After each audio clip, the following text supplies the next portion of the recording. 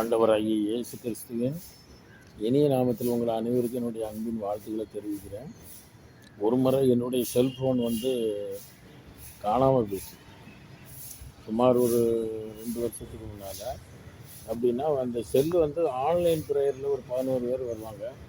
அப்போ button cell வச்சுருந்தேன். அப்போ அந்த ஆண்ட்ராய்டு ஃபோன் ஒருத்தர் நம்ம நண்பர் முள்ளக்காடு சாமுவேல்னு சொல்லி பெயிண்டிங் கான்ட்ராக்டர், அவர் சத்யாவுக்கு கூட்டிகிட்டு போய் ஒரு 8000 ரூபாய்க்கு அந்த செல்ஃபோனை வாங்கி தந்தார். ஆண்ட்ராய்டு ஃபோன் வந்த பிறகு கொஞ்சம் அதை வச்சு ஆன்லைன் ப்ரேயரில் அட்டன் பண்ணோம். திடீர்னு ஒரு இடத்துல இருக்கும்போது காணாமல் போயிட்டு செல்லு. 2 பேர் சேர்ந்து அதை எடுத்து ஒழிச்சு வச்சுட்டாங்க. ஒழிச்சு வச்சுட்டு இப்போ 1 வாரம் கழித்து உங்களுக்கு அந்த ஃபோன் கிடச்சிட்டு நீங்கள் எங்களுக்கு ஒரு 1000 ரூபா தாங்க அப்படின்னா, அப்போ 500 ரூபா தரேன் அப்படின்னா 1000 ரூபா வாங்கிட்டாங்க. அப்புறம் அந்த செல் அதே நம்பரை வச்சு ஒரு பட்டன் செல்லுக்குள்ளே போயிட்டாங்க திரும்பவும். அப்படி இருக்கும்போது அந்த கடையில் தான் எடுத்துருக்காங்கன்னு தெரியுது. இருந்தாலும் அவங்க கள்ளத்தனமாக இது பண்ணி அந்த செல்லை விற்க முயற்சி பண்ணியிருக்காங்க. ஆனால் விற்க முடியாது. அப்படிப்பட்ட ஒரு சூழ்நிலை. அதே நேரத்தில் ஆண்டவர்கிட்ட சொன்னேன், ஐயா எனக்கு இந்த ஃபோனு இழந்து போனதை தேடவும் ரட்சிக்குமே வந்த தேவனே, கர்த்தர் கொடுத்தார், கர்த்தர் எடுத்தார், கர்த்தருக்கு ஸ்தோத்திரம். அப்போ ஆண்டவர் சொன்னார், கர்த்தர் எடுக்க மாட்டார், அவர் இழந்து போனதை தேடவும் ரட்சிக்குமே வந்த தேவன் அப்படிங்கிறதுனா செல்ஃபோன் உனக்கு கிடைக்கும்னார். 12 நாளைக்கு பிறகு தான் அவங்க அதை சொன்னாங்க. அது வரைக்கும் ஆஃப் பண்ணி வச்சுட்டாங்க. அப்போ ஒரு நாள் அந்த கடை பக்கம் போகும்போது அவங்க சொன்னாங்க, உங்கள் செல்ஃபோன் கிடைச்சிட்டு அப்படின்னு சொல்லி உடனே ஒரு 1000 ரூபா வாங்கிட்டாங்க.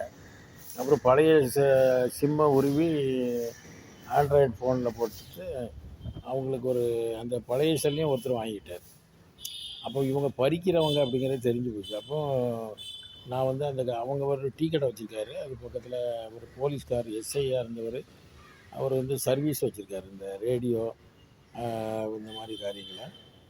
அவர் என்ன பண்ணாருன்னா, என்ன பஜாருக்கு வரும்போது நீங்கள் அங்கே வரவே இல்லைன்னாரு. அப்போ நான் சொன்னேன், இப்படி செல்ஃபோன் காணாமல் போயிட்டு யாரையுமே சந்தேகப்பட்டு குற்றப்படுத்தவோ நான் விரும்பலை.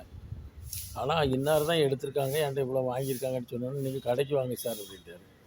வந்தோடனே அவர் வானிலை அப்புறம் அவர் சொன்னார், இலை சகாயராஜ் நீ அந்த ஃபோனை கொடுறா அப்படின்னாரு. கொடுத்துட்டான்.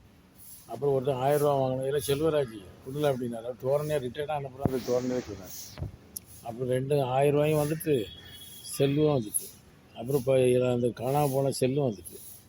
அப்போது எங்கள் வீட்டில் சொன்னாங்க, இப்படி எல்லா பொருளையும் கொடுத்துட்டு ஏமாந்துட்டாரு அப்படின்னு. அப்போ அவ்வளோத்தையும் வீட்டில் கொடுத்தேன். ஆண்ட்ராய்டு செல் இருக்குது. இந்த ஆண்ட்ராய்டு செல்லு கொஞ்ச நாள் கழித்து ஒரு ஊழியக்கார பையன் இந்த மாதிரி செல்லு கடை வச்சுருந்தாங்க. அந்த கடைக்கு போனேன். அவங்க சொன்னாங்க, இந்த செல்லை மாற்றிட்டு வேறு செல் வாங்கன்னு சொல்லி ஒரு 15000 ரூபாய்க்கு வாங்கினோம். இஎம்ஐ போட்டு அதை வாங்கினோம். வாங்கி டியூ எல்லாம் அடைச்சி ஆண்டவர் கிருபை செய்தார். இன்றைக்கி இந்த ஃபோனுடைய விலை 15000 ரூபா. இதில் 462 வீடியோ போட்டு social media, YouTube, Facebook, WhatsApp எல்லாத்துலேயும் வந்துச்சு. அப்போ இதில் உள்ள கேமரா நல்ல கண்டிஷனில் இருக்குது. அப்போ பாருங்கள், ஆண்டவர் இழந்து போனதை திரும்ப கொடுக்கவும் அதிலும் மேன்மையாகிடுச்சு இந்த ஃபோன். அதே மாதிரி ஞானசேகர் என்று சொல்லக்கூடிய அந்த என்சிசி ஆஃபீஸர் குணசீலனா, அவர் நாசத்துக்கார் என்சிசி ஆஃபீஸராக இருந்தவர். அவர் ஃபோனும் காணாமல் போய் திரும்ப கிடச்சிருக்கு. அவர் சொன்னார், ஒரு வருத்தம், அதில் உள்ள குரல்கள்லாம் போயிட்டு முக்கியமானது அப்படின்னாரு. ஆனாலும் அதையும் கண்டுபிடிச்சி கொடுக்க தேவன் கிருபை செய்வார். அவர் ஃபோன் திரும்ப அவர் கிடைச்சதுக்கு நான் ஆண்டவருக்கு நன்றி செலுத்துகிறேன். ஆமாம், என்சிசி ஆஃபீஸர். ஆமாம், அவர் அவருக்கு ஃபோன் திரும்ப கிடச்சிருக்கு. கர்த்தரை இழந்து போனதை திரும்ப கொடுக்கிறவர் என்பதை வெளிப்படுத்தியிருக்கிறாரு. கர்த்தர் தாமே அவர்களை ஆசீர்வதிப்பாராக. ஆமென்.